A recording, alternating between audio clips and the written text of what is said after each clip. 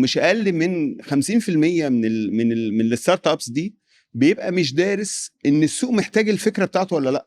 والله بص يا باسم، شغفي والحاجه اللي هبقى شاطر فيها والحاجه اللي السوق عايزها. يعني خلي بالك من حاجه مهمه جدا، لو جرينا ورا موضوع الشغف ده 3/4 الشباب الصغير دلوقتي والانتربرونيرز والستارت ابس اللي بيعملوها والكلام ده كان كلها نجحت. اوكي، لان مفيش حد بيعمل ستارت اب الا لما بيكون قاعد ناقص يعمل تمثال للفكره بتاعته وهو بيبدا فيها.